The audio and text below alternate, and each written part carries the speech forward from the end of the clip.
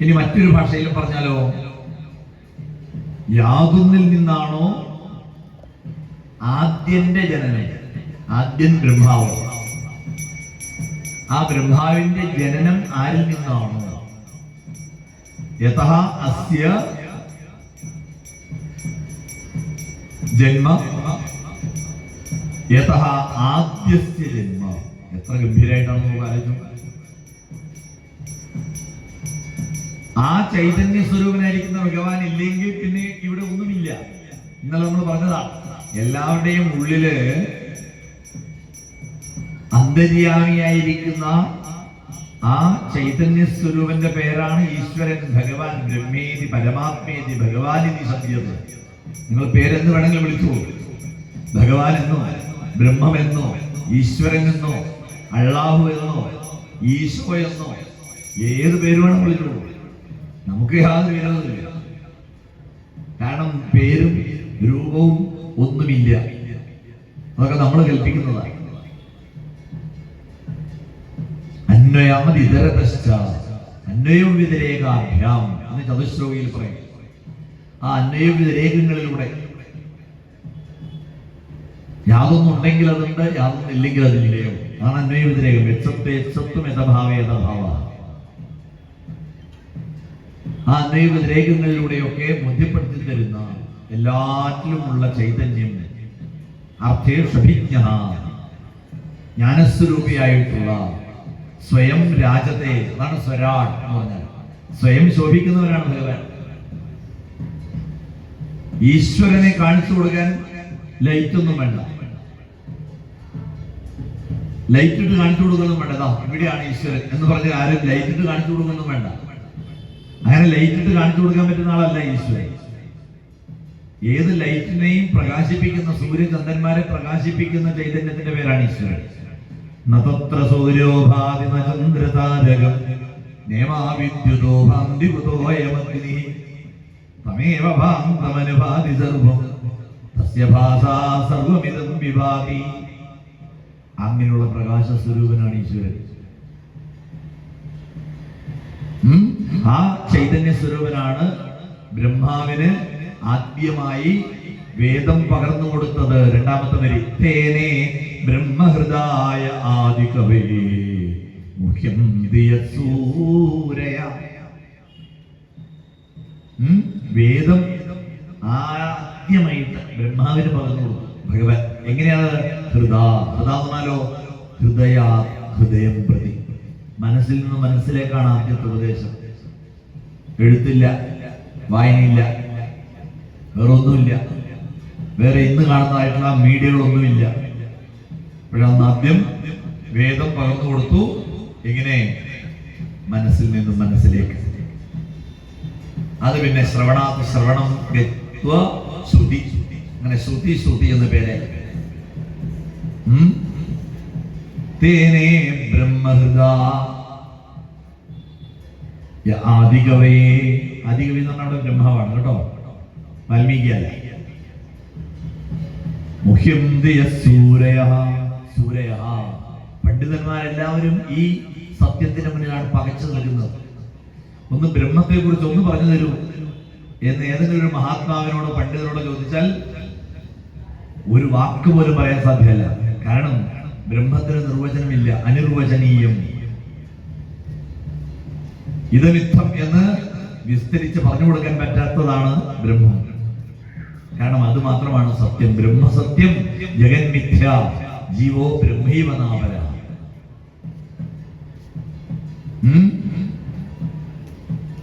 തേജോ വാരിമൃതാം യഥാ വിനിമയോ. തേജോ വാരിമൃതാം യഥാ വിനിമയം. പരസ്പരം നമുക്ക് തന്നെ നമ്മൾ ചിലപ്പോൾ തെറ്റിദ്ധരിക്കും. കാരണം എവിടെയും നിറഞ്ഞു നിൽക്കണം. മരുഭൂമിയിൽ ചെന്ന് കഴിഞ്ഞാൽ ദൂരെ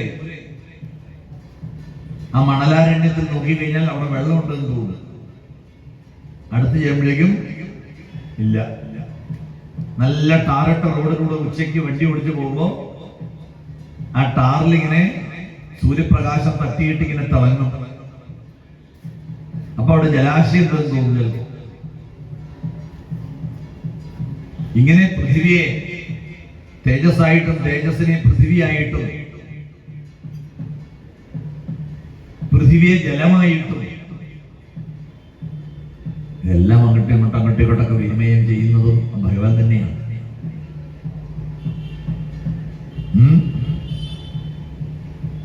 അതിൽ തന്നെയാണ് എല്ലാം.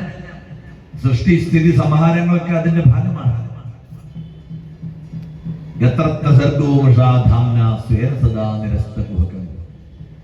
ആ ചൈതന്യ സ്വരൂപനായിരിക്കുന്ന ഭഗവാൻ തന്റെ സാന്നിധ്യം കൊണ്ട് തന്നെ സകല അന്ധകാരങ്ങളെയും നീക്കുന്നു, അറിവില്ലായ്മയെ നീക്കുന്നു, തെറ്റിദ്ധാരണകളെ നീക്കുന്നു.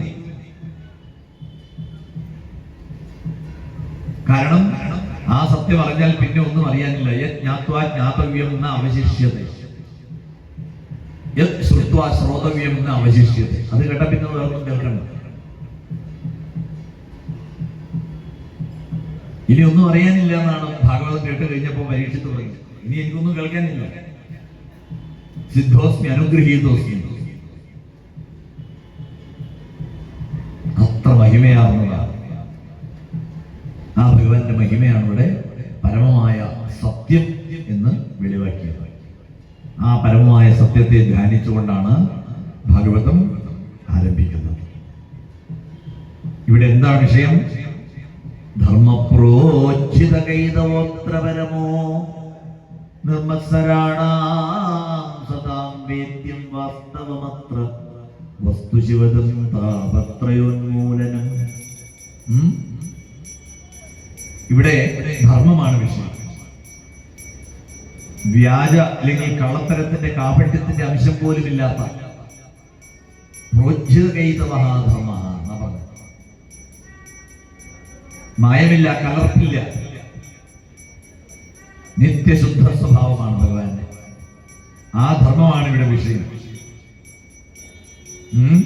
ധർമ്മപ്രോച്ഛിത കൈതവോത്രപരമോ നിർമ്മത്സരാണാം സദാം വേദ്യം. ഉള്ളിൽ മത്സര്യമില്ലാത്തവർക്ക്, കളങ്കമില്ലാത്തവർക്ക് വേഗത്തില് ഉള്ളിൽ തന്നെ തെളിഞ്ഞു കാണാം. കാരണം അത് മാത്രമാണ് വാസ്തവം, വസ്തു. യഥാർത്ഥത്തിലുള്ളത് അത് മാത്രമേ ഉള്ളൂ. ഇന്നലെ പറഞ്ഞില്ലേ, മറ്റൊന്നും ഇല്ല. ഉണ്ട് എന്ന് നമുക്ക് പറയാൻ പറ്റില്ല. കാരണം ഉണ്ടെന്ന് പറയുമ്പോഴേക്കും ഇല്ലാതാവുന്നതാണ്. വാസ്തവമത്ര വസ്തു ശിവദം. ശിവദമാണ്, മംഗളമാണ്, ശുഭം നൽകുന്നതാണ്. താപത്രയോന്മൂലനം. താപത്രയത്തെ ഇല്ലാതാക്കുന്നതാണ്. ആധ്യാത്മിക, ആദിഭൗതിക, ആദിദൈവിക താപത്രയൊക്കെ ഇല്ലാതാക്കും. ഇന്നലെ പടി താപത്രയ വിനാശായ ശ്രീകൃഷ്ണായ വയം നുമ. ഇന്നലെ പ്രാർത്ഥിച്ചില്ലേ? താപത്രയത്തെ ഇല്ലാതാക്കുക. അതാണ് ഇവിടെയും പറഞ്ഞത്. താപത്രയോന്മൂലനം. അതാണ് ശ്രീമദ് ഭാഗവതം. ആ ഭാഗവതം കയ്യിലുണ്ടോ? മഹാമുനി വ്യാസഭഗവാൻ രചിച്ച ഭാഗവതം ഉണ്ടോ? ശ്രീമദ് ഭാഗവതേ മഹാമുനി കൃതേ. അതുണ്ടെങ്കിൽ പിന്നെ എന്തിനാ നിങ്ങൾ മറ്റുള്ളതിന്റെ പറയാൻ പോകുന്നത്? കിംവാ പരൈഹിക്കും. അതിന്റെ ഇതിന്റെ പിറകെ ഇങ്ങനെ ഓടി നടന്ന് ആയുസ് കളയണ്ട.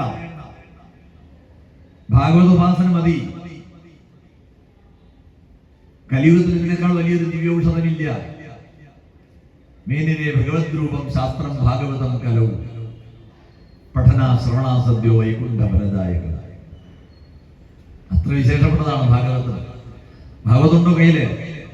ശ്രീമദ് ഭാഗവതേ മഹാമുനികൃതേ ഈശ്വര സദ്യോ ഹൃദ്യമരുധ്യതേ ശുശ്രൂഷി വിസ്തക്ഷണ. അതുകൊണ്ട് ആ ഭാഗവതം ഉണ്ടെങ്കിൽ വളരെ വേഗത്തിൽ തന്നെ ആ ഭാഗവതത്തിലൂടെ ഭഗവാൻ നമ്മുടെ ഉള്ളിൽ തെളിയും. സദ്യോ ഹൃദി അവരുദ്ധ്യതേ. എന്ത് വേണം? കേൾക്കാനുള്ള ആഗ്രഹം വേണം, ആ കൗതുകം വേണം, ജിജ്ഞാസ വേണം. അതുണ്ടെങ്കിൽ ഭാഗവതം ഉള്ളിൽ തെളിയും. എന്താ ഭാഗവതത്തിന്റെ പ്രത്യേകത? വേദമാകുന്ന കൽപ്പവൃക്ഷത്തിലെ നന്നായിട്ട് മൂത്ത് പഴുത്ത് പാകം വന്നിട്ട് അടർന്ന് വീണ പഴം അല്ലേ? നിഗമകൽപതരോർഗളിതം ഫലം നിഗമ കൽപ്പതരോഹ ഗളിതം. പറിച്ചെടുത്ത് പഠിപ്പിച്ചാൽ അതിന് മധുരം കുറയും. പറിച്ചെടുത്ത് പഠിപ്പിച്ചാൽ മധുരം കുറയും. ആ മരത്തിൽ തന്നെ പാകം വന്ന് ഏറ്റവും നന്നായിട്ട് പഴുത്തിട്ട് ഗളിതം. അതിങ്ങനെ അടർന്നു വീഴും. എന്തു മധുരായിരിക്കും.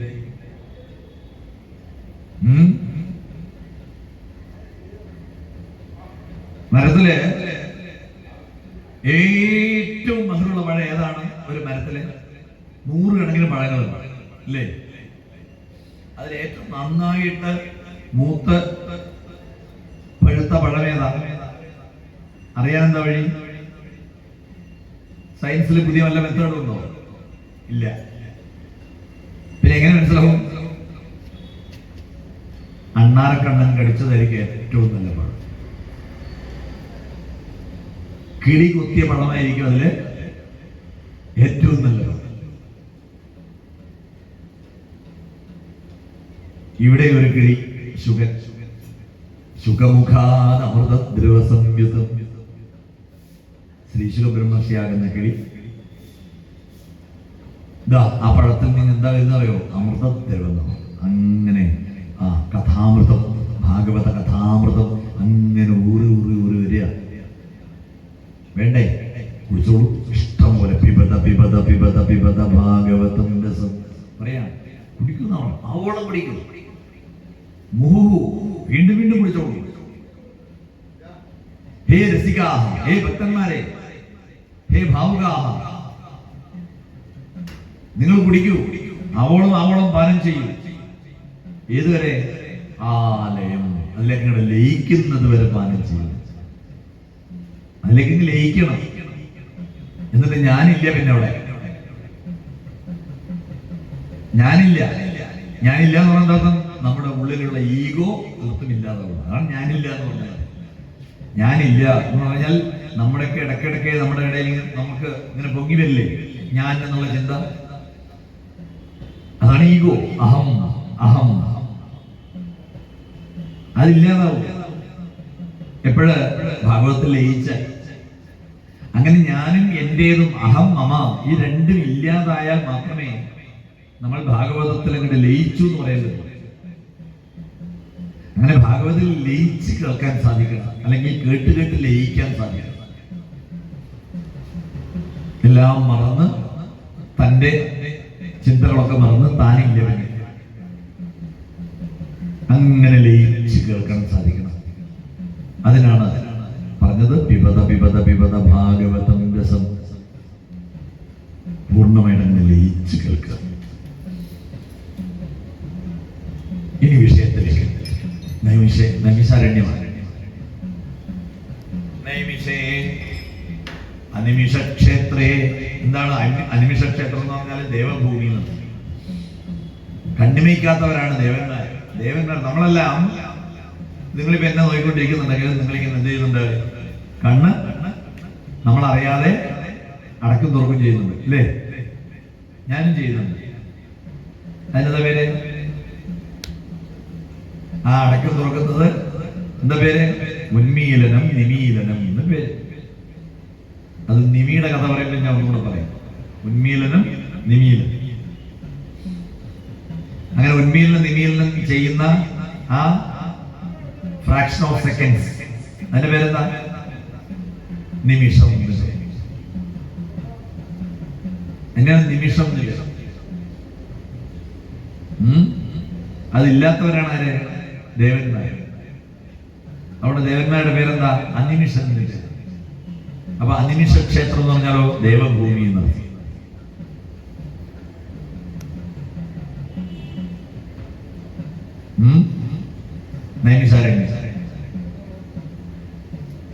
നൈമിഷാരണ്യം പണ്ട് ഈ കലികാലം വന്നപ്പോൾ, കലിയുടെ ഉപദ്രവം സഹിക്കോ ഇല്ലാതെ ശൗനകാല ഋഷീശ്വരന്മാരെല്ലാവരും ബ്രഹ്മാവിനെടുത്തിരുന്നു. സങ്കടം പറഞ്ഞു.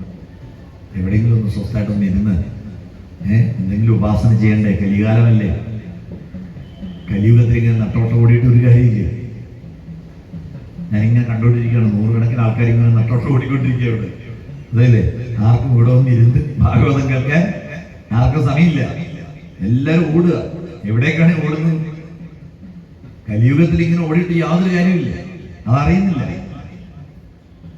നെട്ടോട്ടം ഓടുക. അപ്പൊ എന്താ പരിഹാരം? ബ്രഹ്മാവ് ഒരു ചക്രം കൊടുത്തോട്ടെ.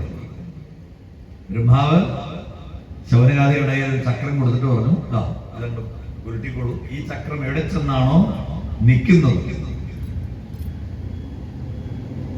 എവിടെയാണോ ഈ ചക്രം നിൽക്കുന്നത്, നിലയ്ക്കുന്നത്, അവിടെ ഇരുന്നോളൂ. അങ്ങനെ ഈ ചക്രം എവിടെ ചെന്നാണോ നിലച്ചത് അല്ലെങ്കിൽ ശീർണമായത്, ആ കാടിന്റെ പേരാണെന്ത്? നേമി ശീർണം ഇതി നൈമിഷം. നേമി എന്ന് പറഞ്ഞാൽ എന്താ? ചക്രം. ശീർണമായത്, ഇതാണ് നൈമിഷം.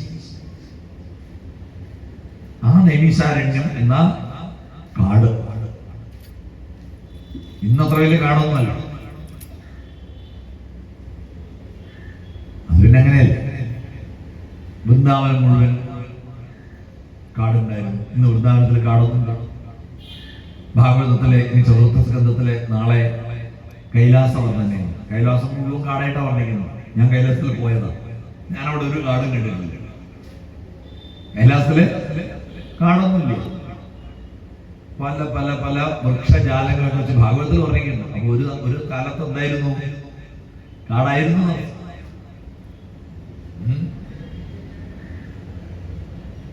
ശബരിമല യാത്ര എന്ന് പറയുന്നത് ഒരു കൊടുങ്കാട്ടിലൂടെയുള്ള യാത്രയായിരുന്നില്ലേ?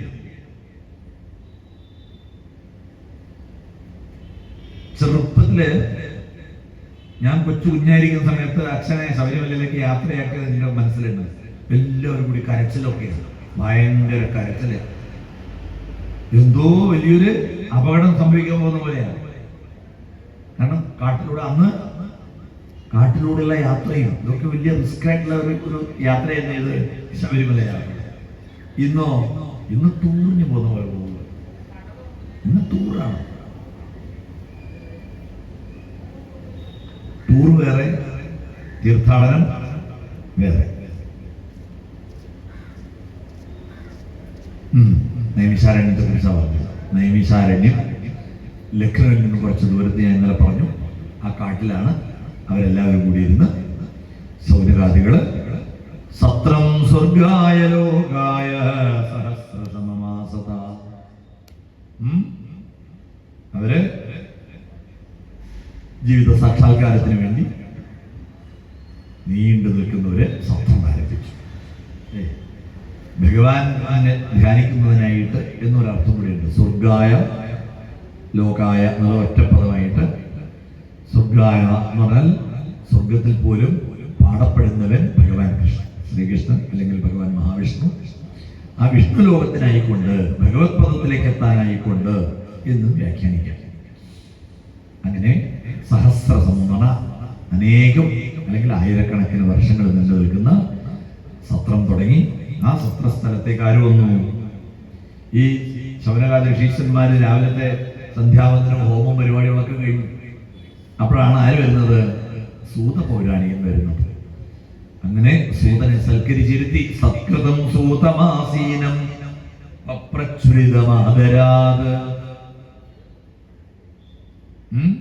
ആദരവോട് കൂടിയിട്ട് സൂതൻ എന്ന് പറഞ്ഞു കഴിഞ്ഞാൽ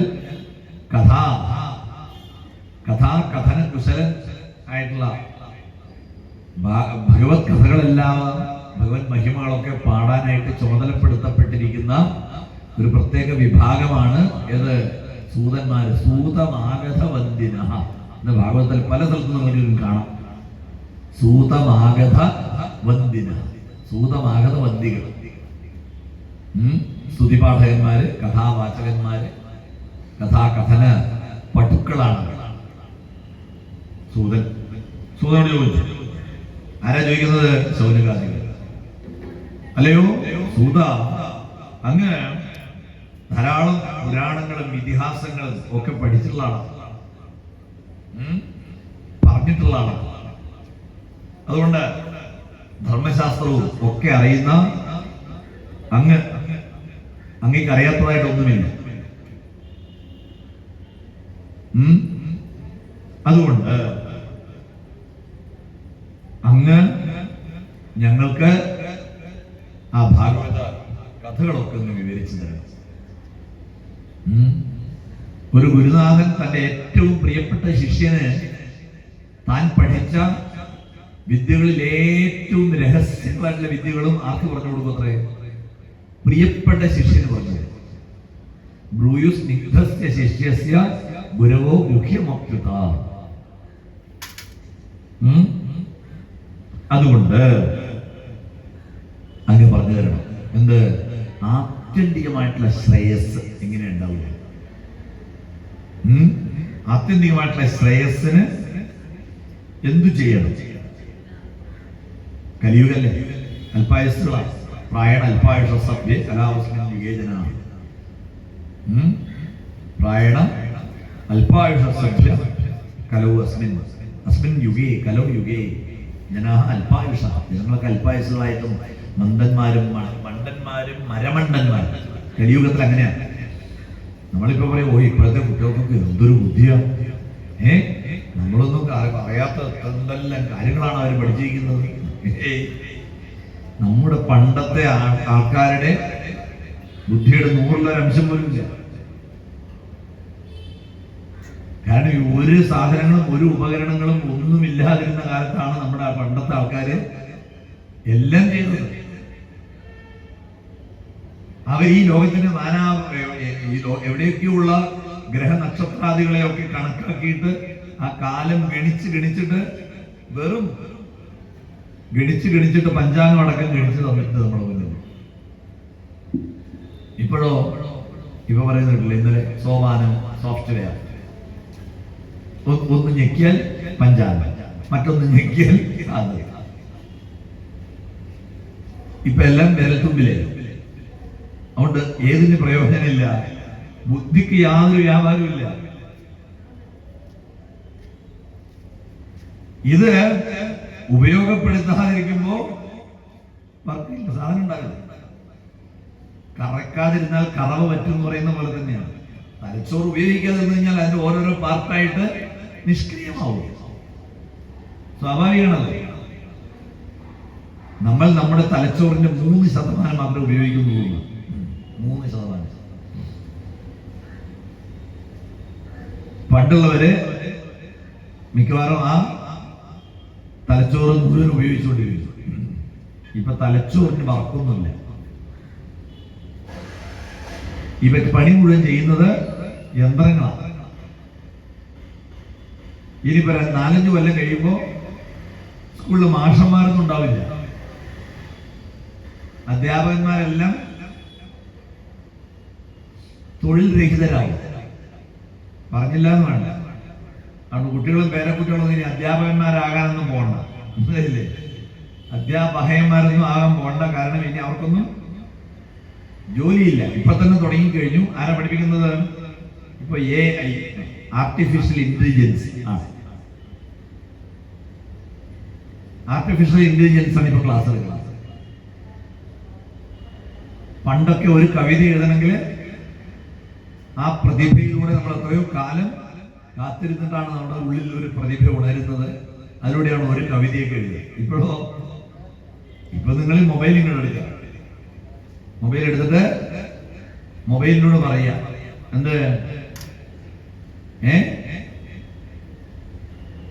എഴുകുന്ന നാരായണപുരത്തപ്പനെ കുറിച്ച് ഒരു കവിത തരൂ.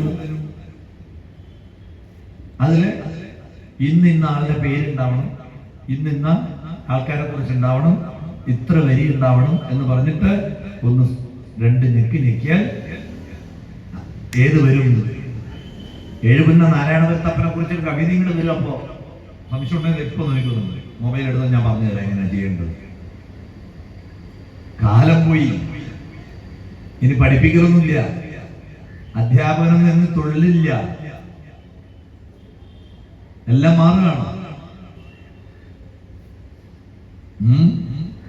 അപ്പൊ എന്താ പറഞ്ഞത്? മന്ദാസു മന്ദമതയോ മന്ദഭാഗ്യാദ്രുത.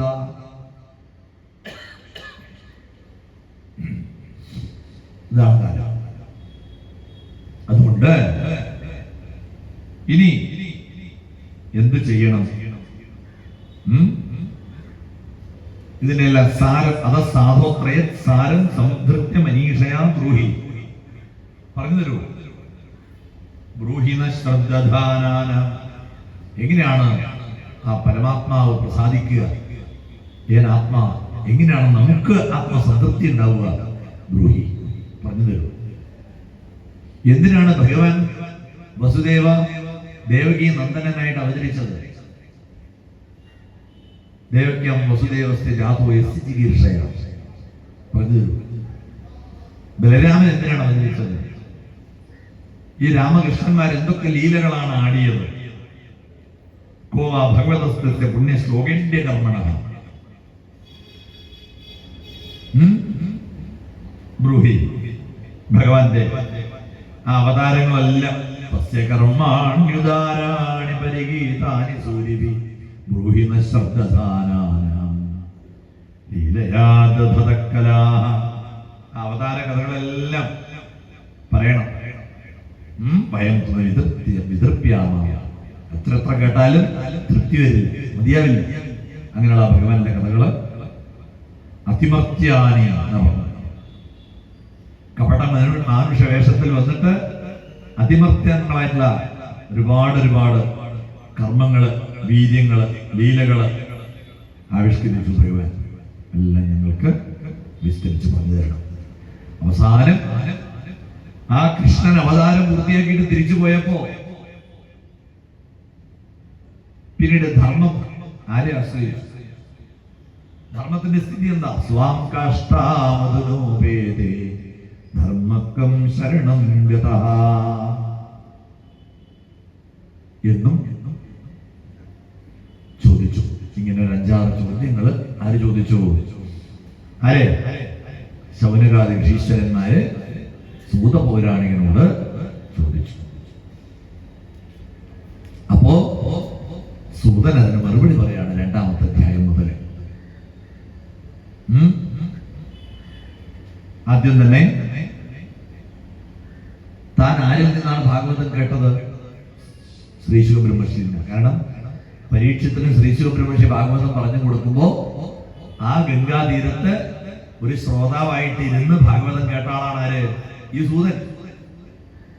അതൊക്കെ നമ്മൾ മനസ്സിലാക്കണം. ഞാൻ 20 കൊല്ലമായി ഭാഗവതം, 30 കൊല്ലമായി ഭാഗവതം കേൾക്കാൻ തുടങ്ങിയെന്ന് പറഞ്ഞിട്ടും കാര്യമില്ല.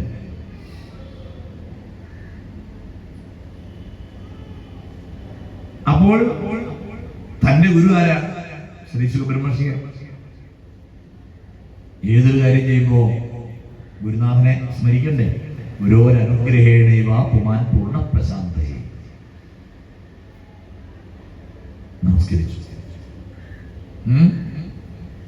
അങ്ങനെ നമസ്കരിച്ചുകൊണ്ടാണ് ആരംഭിക്കുന്നത്.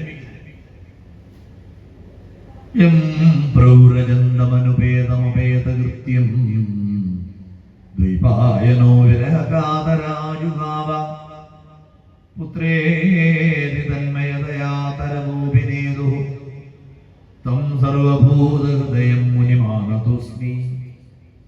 കണ്ടോ 2-ാമത്തെ അധ്യായത്തിലെ 2-ാമത്തെ ശ്ലോകം.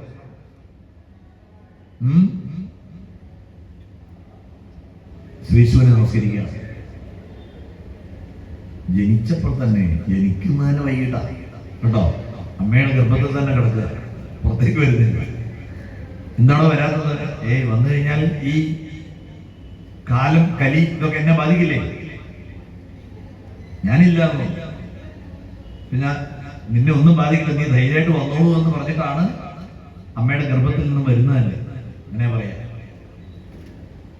അയോനിജനാണ് ശ്രീശുഖ ബ്രഹ്മർഷി എന്നുണ്ട് കേട്ടോ, ദേവി ഭാഗവതമൊക്കെ കാണാം. എന്തായാലും ജനിച്ച ഉടനെ തന്നെ സർവസംഘ പരിത്യാഗിയായി പുറപ്പെട്ടു കഴിഞ്ഞു. അതാണ് യം പ്രൗരജന്തം എന്ന് പറഞ്ഞു. സന്യസിച്ചിട്ട് പോയി, എല്ലാം വിട്ടുപോയി. ശ്രീശുവിന്റെ പ്രത്യേകതയാണ്, മനസ്സിലായത്? മറ്റുള്ള എല്ലാവരും എങ്ങനെയാണ്? ജനിച്ച് ഉപാസനകളിലൂടെ ജീവൻ മുക്തന്മാരാകുന്നവരെ യമനിയമാദികളിലൂടെ. നാളെ ഞാൻ വിസ്തരിച്ച് കാവിലത്തിൽ പറഞ്ഞുതരാം. അപ്പോ ശ്രീശുഖ ബ്രഹ്മർഷി അങ്ങനെയല്ല. ശ്രീശുഖ ബ്രഹ്മർഷി ജനിക്കുമ്പോൾ തന്നെ മുക്തനായിട്ടാണ് ജനിക്കുന്നത്. അതുകൊണ്ടാ പറഞ്ഞത് അപ്പൊ തന്നെ ഉപനയന സംസ്കാരമൊന്നുമില്ല, ഒന്നും വേണ്ട. അനുഭേദം അഭേദ കൃത്യം ദ്വിപായന. ഒന്നും വേണ്ട. അങ്ങനെ പോകുന്ന മകനെ ആര് വിളിക്കുക? അച്ഛൻ വേദവ്യാസൻ. വ്യാസന്റെ പുത്രനാണ് ആര്? ശ്രീശുകൻ. അപ്പോ വ്യാസപുത്രനാണ് ശ്രീശുകൻ. മകനെ വിളിക്കുകയാണ്, പുത്രാന്ന് വിളിക്കുക, ഉണ്ണീ മകനേന്ന് വിളിക്കുക. ഞാൻ ആരുടെയും പ്രത്യേകിച്ച് ആരെങ്കിലും ഒരു മകനാണ്. ഇല്ല, മുക്തനായി കഴിഞ്ഞില്ലേ? മുക്തനായ എനിക്ക് എന്ത് അച്ഛൻ എന്ത് മകൻ? വിളി കേട്ടില്ല, പക്ഷെ വിളി കേട്ടു. ആര് വിളി കേട്ടു? ചുറ്റുമുള്ള മരങ്ങളും ഒക്കെ വിളി കേട്ടു. എന്തോന്ന് പറഞ്ഞ് എല്ലാവരും. കാരണം എല്ലാവരുമായിട്ടും താതാത്മ്യം പ്രാപിച്ചു കഴിഞ്ഞ ആളാണ് ആര്? ശ്രീശുകൻ. അതുകൊണ്ട് തരവഹ അഭിനേതു, മരങ്ങളൊക്കെ വിളി കേട്ടു. അങ്ങനെയുള്ള സർവഭൂത ഹൃദയനായ ശ്രീശുകനെ ഞാനിതാ നമസ്കരിക്കുന്നു. തം സർവഭൂത ഹൃദയം മുനിം ആനതോസ്മി, ഞാൻ നമസ്കരിക്കുന്നു. ആ ശ്രീശുകനാണ് നമുക്ക് ഭാഗവതം നമ്മൾ നമസ്കരിക്കണ്ടേ? യസ്വാനുഭാവം അഖിലശ്രുതിസാരമേകം, അനുഭവങ്ങളുമായിട്ട് ബന്ധപ്പെട്ട സ്വന്തം അനുഭവത്തിലൂടെ ഉരുത്തിരിഞ്ഞ സകല വേദങ്ങളുടെയും സാരസർവസ്വമായിട്ടുള്ള ഇരുട്ടിൽ തപ്പുന്ന നമ്മളെ പോലെയുള്ള അജ്ഞാനികൾക്കൊക്കെ അധ്യാത്മദീപമാണ് ഭാഗവതം. അധ്യാത്മദീപം അതിഥിതീരിഷതം തമുന്തം. നമ്മളെ പോലെയുള്ള സംസാരികൾക്ക് നമ്മളോടുള്ള കാരുണ്യമുണ്ടല്ലേ ഭാഗവതം തന്നത്, അല്ലേ? നമ്മളോടുള്ള കരുണയാണ് ഭാഗവതം. സംസാരിണാം കരുണയാഹ പുരാണ ഗുഹ്യം. അതുകൊണ്ടാണ് ഈ ഗുഹ്യമായ രഹസ്യമായിട്ടുള്ള ഈ ഭാഗവത പുരാണം നമുക്ക് തന്നത്. അങ്ങനെയുള്ള വ്യാസസൂനുപയാമി ഗുരും മുനീനം, അങ്ങനെയുള്ള ആ വ്യാസസൂ മുനീനം ഗുരുവാണ്. എല്ലാ മുനിമാരുടെയും ഗുരുനാഥനാണ് അദ്ദേഹം. കാരണം എന്താ? ലോകത്തിനെല്ലാം പഠിപ്പിച്ചു കൊടുത്തു. എന്ത്? ഭഗവത് കഥാശ്രവണത്തിലൂടെ മുക്തി കിട്ടും. ആരും ഇതുവരെ പറഞ്ഞിട്ടില്ല. എല്ലാവരും പറഞ്ഞിരിക്കുന്നത് മുക്തിക്ക് പല പല ഉപായങ്ങളുണ്ട്. പക്ഷെ ഭഗവത് കഥ കേട്ടാൽ മോക്ഷം കിട്ടുമെന്ന് ലോകത്തെ ആദ്യം പഠിപ്പിച്ചതാരാ? ശ്രീശുകൻ. അതുകൊണ്ട് ശ്രീശുകൻ എന്തുപേര്? മുനീനാം ഗുരു, മുനിമാരുടെയൊക്കെ ഗുരുവാണ്. പിന്നെ ആരെയും നമസ്കരിച്ചത്? നാരായണം നമസ്കൃത്യ നരം ചൈവ നരോത്തം ദേവീം സരസ്വതീം വ്യാസം, എല്ലാവരും നമസ്കരിച്ചു. എന്നിട്ട് ആ മഹർഷിമാരെ അഭിനന്ദിച്ചു. ചോദ്യം ചോദിച്ചവരെ അഭിനന്ദിച്ചു. അതൊരു നല്ല വക്താവിന്റെ ലക്ഷണമാണ്. മനസ്സിലായില്ലേ? ചോദ്യം ചോദിക്കുന്നവരെ ഇരിക്കട അവിടെ നമുക്ക് അടിച്ചിരുത്തുന്ന മാഷല്ല നല്ല മാഷ. ചോദ്യം ചോദിക്കുന്ന കുഞ്ഞുങ്ങളെ അഭിനന്ദിക്കണം. അതാണ് നല്ല മാഷയുടെ ലക്ഷണം. മുനയ സാധു പൃഷ്ടോഹം, അഭിനന്ദിച്ചു. ആ ബലേ ബേഷ് കേട്ടോ, നിങ്ങൾ ചോദ്യം ഗംഭീരായി. കാരണം എന്താ? നിങ്ങള് ചോദിച്ച ചോദ്യം എന്താണ്? ഭവത്ഭർ ലോകമംഗളം, ലോകത്തിന് തന്നെ നന്മ നൽകുന്ന മംഗളമേകുന്ന ഒരു വിഷയമാണ് നിങ്ങൾ ചോദിച്ചത്. കാരണം ആരെക്കുറിച്ചാണ് ചോദിച്ചത്? കൃഷ്ണ സംപ്രശ്ന, ഭഗവാനെ കുറിച്ചാണ് ചോദിച്ചതേ. ഭഗവാനെ കുറിച്ച് ചോദിച്ചു. അത് മനസ്സിന് സ്വസ്ഥത നൽകുന്ന ഏനാത്മാ സുപ്രസീദതി. ശരി, ആദ്യത്തെ മറുപടി പറഞ്ഞത് എന്താണ്? ശ്രേയസ്കരമായിട്ടുള്ള കർമ്മം എന്നല്ലേ ചോദ്യം. അതിലുള്ള മറുപടി ആദ്യം സവൈ പുംസാം പരമോധർമ്മോ യതോ ഭക്തിരതോ ക്ഷജേ അഹേതുക്യപ്രതിഹതായ ആത്മാ സംപ്രസീദതി. എല്ലാം രത്ന തുല്യമായിട്ടുള്ള ശ്ലോകങ്ങളാണ്. ഒരു കഷ്ണം പോലും കളയാനൊന്നുമില്ല. എന്താണ് പരമമായ ധർമ്മം? മനുഷ്യന്റെ പരമമായ ധർമ്മം എന്ത്? സവൈ പുംസാം പരോ ധർമ്മ. നമ്മൾ ചെയ്യേണ്ട ഏറ്റവും ഉത്കൃഷ്ടമായിട്ടുള്ള ധർമ്മം ഏതെന്ന് എന്താ? യാതൊരു പ്രവൃത്തിയിൽ നിന്നാണോ നമുക്ക് ആ ഇന്ദ്രിയാതീതനായ ഭഗവാനിൽ ഭക്തി ഉണ്ടാകുന്നത്, അങ്ങനെ ഭക്തിയെ ഉണ്ടാക്കുന്ന പ്രവൃത്തിയാണ് ഏറ്റവും ശ്രേഷ്ഠമായ ധർമ്മം. സവൈ പരോധർമ്മ. പരാന്നർത്ഥം ശ്രേഷ്ഠമായ ധർമ്മം. ഏറ്റവും ശ്രേഷ്ഠമായിട്ടുള്ള ധർമ്മം എന്ത്? ഭക്തി ഉണ്ടാക്കുന്ന പ്രവൃത്തി. അതേതാ? എന്താണ് ഈ ഭക്തി ഉണ്ടാക്കുന്ന പ്രവൃത്തി? എന്ത് ഭക്തിയാണ്? അഹൈതുകി അപ്രതിഹത. ശ്രദ്ധിക്കണം, അഹൈതുകി. പ്രഭാഷണത്തിനിടയിൽ ഇങ്ങനെ ആൾക്കാർക്ക് വന്നു പോകുന്നത് ഒരു സുഖമുള്ള ഏർപ്പാടല്ല. പക്ഷെ എന്ത് ചെയ്യാം, ഭക്തന്മാരിങ്ങനെ വന്നു പോകും. നിങ്ങൾ അതൊന്നും ശ്രദ്ധിക്കണ്ട, നിങ്ങൾ എന്നെ മാത്രം ശ്രദ്ധിക്കുക. മനസ്സിലായില്ലേ? അല്ലാതെ നമുക്ക് നിർത്തിയില്ല. അഹൈതുകി അപ്രതിഹത. രണ്ട് ഭക്തി, രണ്ട് വിശേഷണം പറഞ്ഞത്. ഒന്നെന്താ? അഹൈതുകി, എന്തെങ്കിലും ഒരു കാര്യം സാധിക്കാൻ വേണ്ടിയിട്ടുള്ളതല്ല. ആ ഭക്തി ശ്രേഷ്ഠമല്ല, അത് ഭക്തിയാണ് കേട്ടോ. അത് നാളെ കാബിലത്തിൽ പറഞ്ഞു തരാം.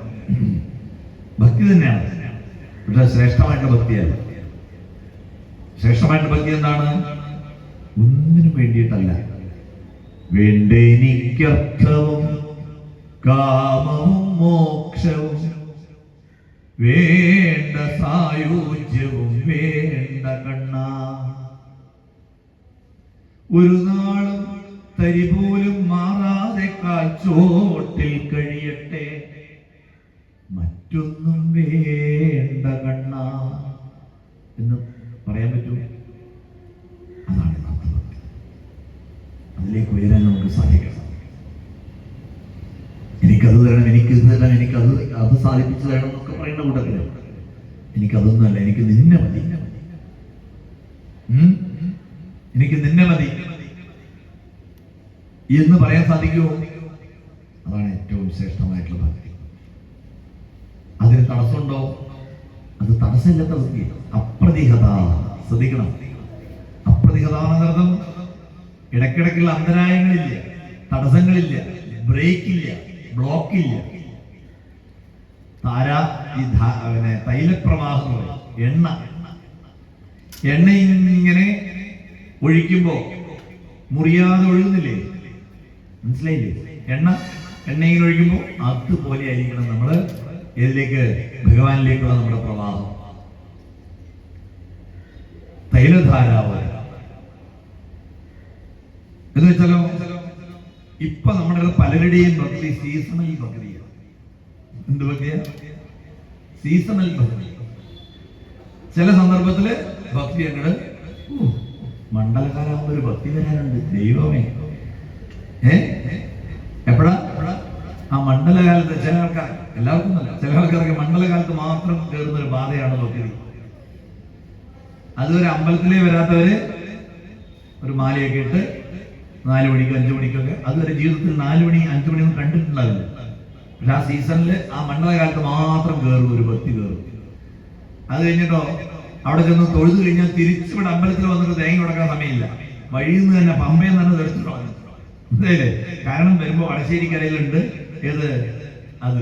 അപ്പൊ അവിടെ കയറണ്ടേ? 1 മാസം എങ്ങനെ കൺട്രോൾ ചെയ്തിട്ട് കഴിഞ്ഞെന്ന് എനിക്ക് അറിയില്ല. ഇത് വല്ലതും മനസ്സിലാവൂ? അതുകൊണ്ട് വരുമ്പോ തന്നെ ബിവറേജസ് നോക്കി പരിപാടി കഴിഞ്ഞു, ഭക്തി കഴിഞ്ഞു. പിന്നെ ഇല്ല, ഇനി അടുത്ത മണ്ഡലം വേണം. ഇന്ന് കുറച്ചു പേർക്ക് ബാധകമാണ്. കർക്കിടകത്തില് രാമായണ മാസം. അപ്പൊ പൊടി തട്ടിയെടുക്കും, തട്ടും പുറത്ത് വെച്ചിരിക്കുക. ഇത് കഴിഞ്ഞ മണ്ഡലം, ഇത് കർക്കിടകം കഴിഞ്ഞപ്പോ കയറ്റി തട്ടും പുറത്ത് കയറ്റിയതാ, പൊടി തട്ടിയെടുത്തു രാമായണം. എന്നിട്ട് ഇന്ന് മുതൽ ഇനി 31 ദിവസം 32 ദിവസം ശ്രീരാമ രാമ രാമ തുടങ്ങി.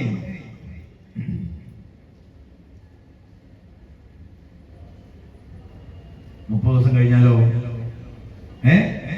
അത് തട്ടും പുറത്ത് കയറ്റി.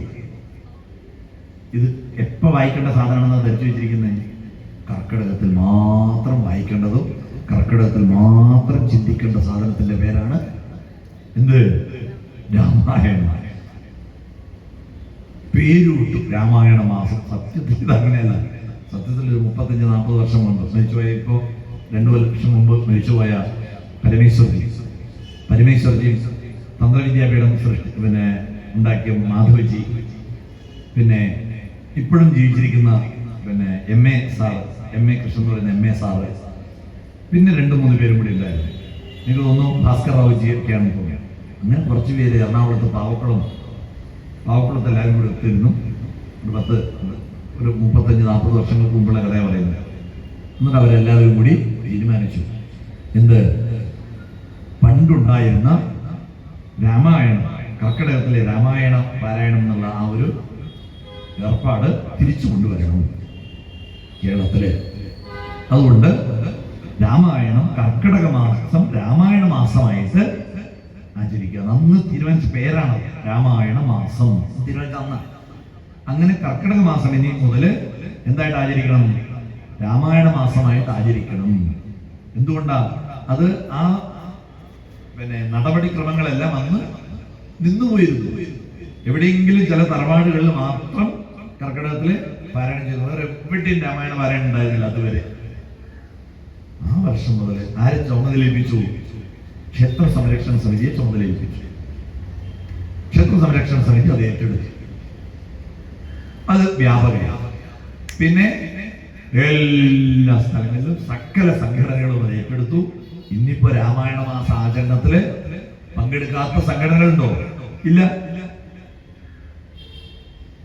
എല്ലാ സ്ഥലങ്ങളിലും വളരെ നല്ല കാര്യങ്ങളത്. എല്ലാ ഹിന്ദു ഭവനങ്ങളിലും ഇവ രാമായണ മാസ ആചരണമായി. വളരെ വിരലിലുണ്ടാവുന്ന ക്ഷേത്രങ്ങളിൽ മാത്രമേ ഉണ്ടായിരുന്നു. ഇന്ന് രാമായണം വായിക്കാത്ത ഒരു ക്ഷേത്രമില്ല. വ്യാപകമായി. മനസ്സിലായില്ലേ? ആ തരത്തിലാണ് നമ്മുടെ ആ ഒരു ഞാൻ പറഞ്ഞു തന്നത്. ഭക്തി സാർവത്രികമാകണം, സാർവകാലികമാകണം, സീസണലാകരുത്. രാമായണത്തില് കർക്കിടകത്തിൽ മാത്രം പൊങ്ങി വരേണ്ടതല്ല ഭക്തി.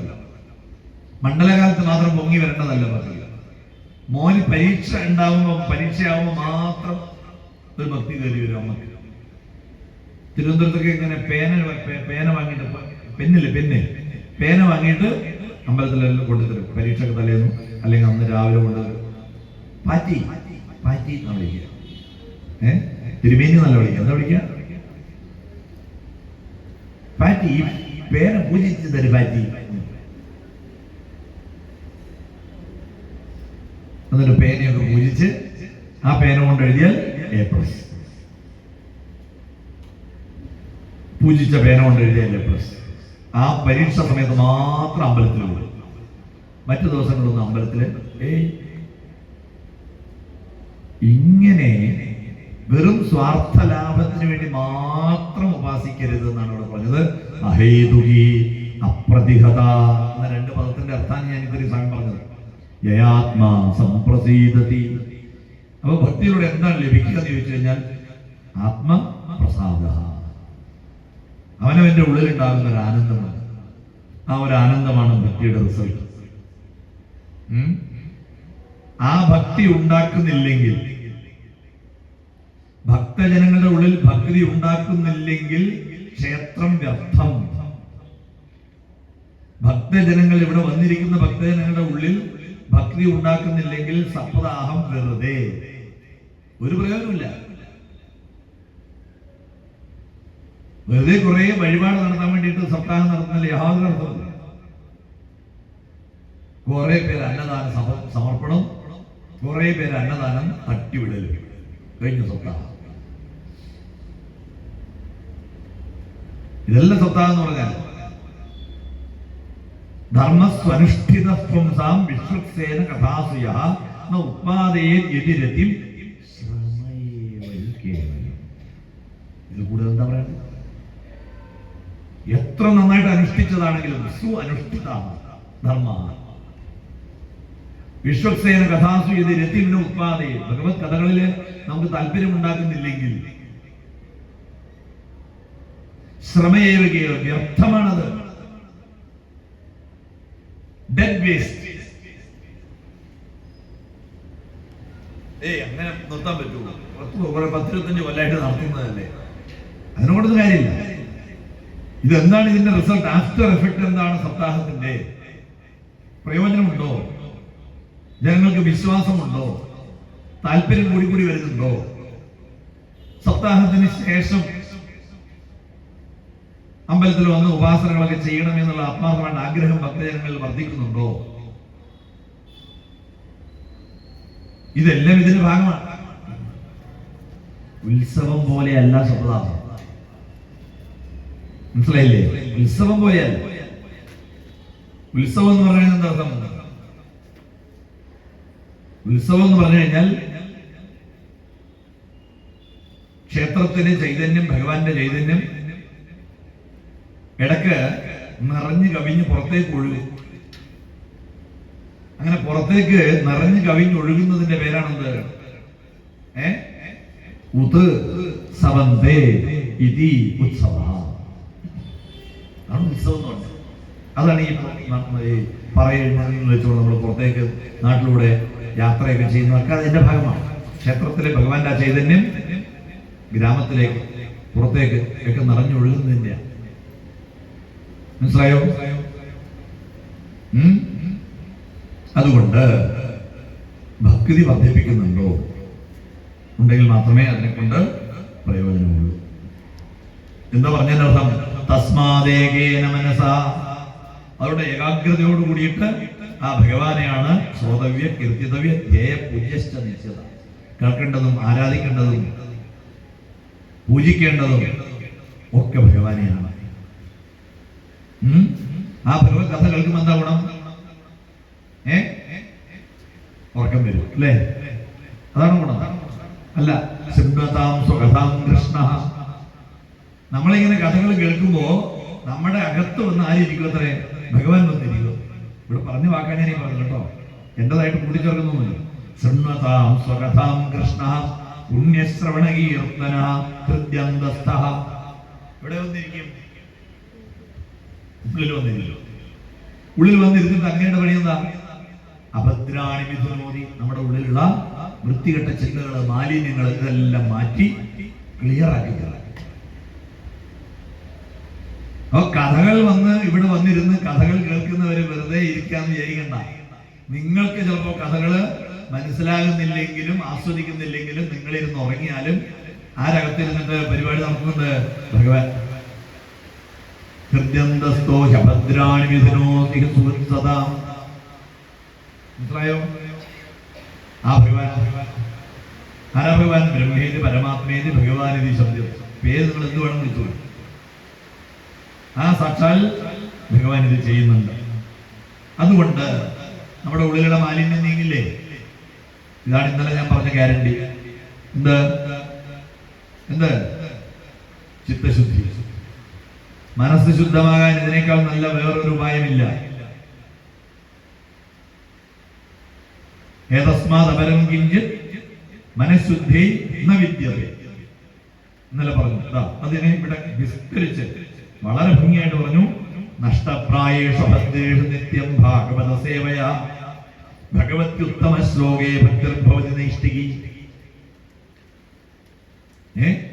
നൈഷ്ഠികി ഭക്തി ഉണ്ടാവും. നൈഷ്ഠികി ഭക്തി ഉണ്ടാവും. ഉറച്ച നിഷ്ഠയോടുകൂടി ഭക്തി. ആ ഭക്തി നമുക്ക് കുറച്ച് കിട്ടും. അങ്ങനെ ഭക്തി കുറച്ചാലോ രജസ്സും തമസും, നമ്മുടെ ഉള്ളിലെ രജസ്സും തദാരജസ്തമോഭാവ. ഇങ്ങനെ നോക്കിയാൽ എല്ലാ ശ്ലോകങ്ങളും ചൊല്ലി വ്യാഖ്യാനിക്കാനുള്ള ഒന്നും കളയാനില്ല. എന്നല്ലേ? രജസ്സും തമസും നീങ്ങി. പിന്നെന്തുണ്ടായി? സ്ഥിതം സത്വേ പ്രതിഷ്ഠതി. സത്വം, സാത്വിക ഭാവത്തിൽ നമ്മളെ മനസ്സങ്ങോട്ട് ഉറക്കും. അങ്ങനെ സത്വമായി കഴിഞ്ഞാലോ ഏവം പ്രസന്ന മനസ്സഹ. മനസ്സ് പ്രസന്നായി. മനസ്സങ്ങനെ പ്രസന്നമായി കഴിഞ്ഞാൽ പിന്നെ മുക്ത സംഘ, ആ സംഘത്തിൽ നിന്നൊക്കെ നമ്മൾ മുക്തനായി. അതുകൊണ്ട് നമുക്ക് മുക്തിയിലേക്ക് എത്താം. മുക്തിയുടെ ഭാവം എന്താ? ഭിദ്യതേ ഹൃദയ ഗ്രന്ഥി ഛിദ്യന്തേ സർവസംശയാവ ക്ഷീയന്തേ ജാസ്യ കർമാണി ദൃഷ്ടൈവാത്മനീശ്വര. ഇതിനാണ് ഭാഗവതം. എല്ലാം ഭഗവാൻ തന്നെയാണ് കേട്ടോ. ഭഗവാൻ മയമാണല്ല. ആ വാസുദേവനല്ലാതെ ഇവിടെ വേറെ ഒന്നുമില്ല.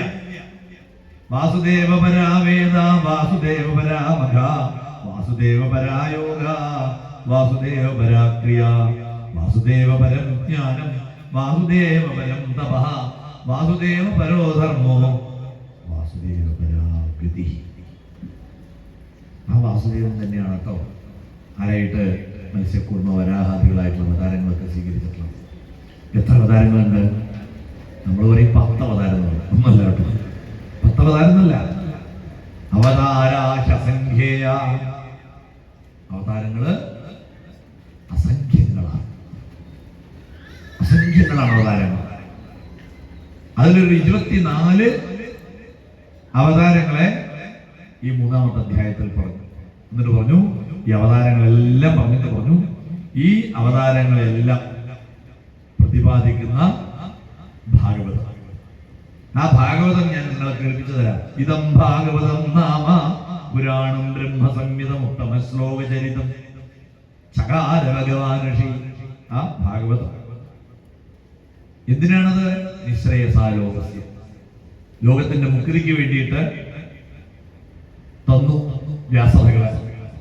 ആ വ്യാസഭഗവാൻ അതിനെ രചിച്ചിട്ട് ആരെ പഠിപ്പിച്ചു? സുതം, തന്റെ മകനായ ശ്രീശുകനെ പഠിപ്പിച്ചു. ആ ഭാഗവതം സർവവേദി ഇതിഹാസാനം സാരം സാരം. അത് ശ്രീശുകൻ ആരെ പഠിപ്പിച്ചു? കേൾപ്പിച്ചു, പരീക്ഷത്തിനെ കേൾപ്പിച്ചു. എപ്പോഴ്? പ്രായോപവിഷ്ടൻ ഗംഗായ, ഗംഗാ തീരത്ത് പ്രായോപവേശം ചെയ്ത സമയത്താണ് കേൾപ്പിച്ചത്. മനസ്സിലായോ? അങ്ങനെ ഗംഗാ തീരത്ത് പ്രായോപവേശം ചെയ്തപ്പോ ശ്രീശുക ബ്രഹ്മർഷി പരീക്ഷത്തിനെ കേൾപ്പിച്ചു കൊടുത്ത ഭാഗവതം ഞാൻ പറഞ്ഞു തരാം. കാരണം ഞാൻ അവിടെ ഒരു ശ്രോതാവായിരുന്നു. അഹം ചാധ്യകമം തത്ര നിവിഷ്ടസ്തനുഗ്രഹ. ഞാനൊരു ശ്രോതാവായിട്ട് കേട്ടു. ആ കേട്ടത്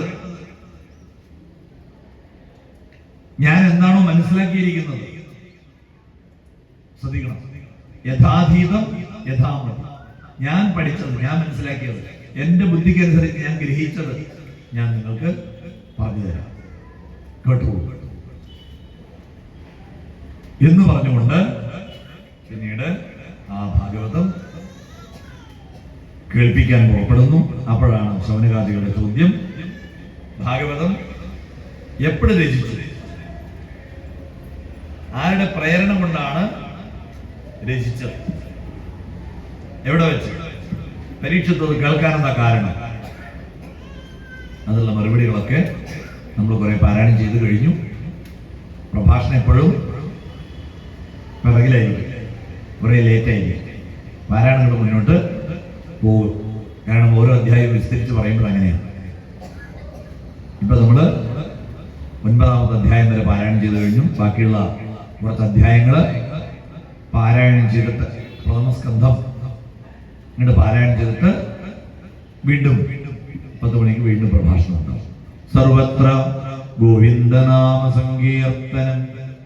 ഗോവിന്ദ ഗോവിന്ദ.